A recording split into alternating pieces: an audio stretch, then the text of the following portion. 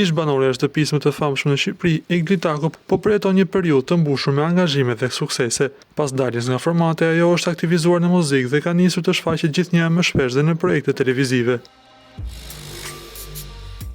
Por së fundmi, Egli Tako ka ndarë me ndjekësit surprizat e bukura që ka marrë nga mbështetësit e saj, mes tyre një arush pellushi, trëndafile të kuq dhe kartolina me urime. Ky gjest e ka emocionuar këngëtaren, e cila po përjeton një periudhë të re dhe të suksesshme. Vajza më me fat në botë, ju dua shumë, shkroi Egli për krah fotos së surprizave.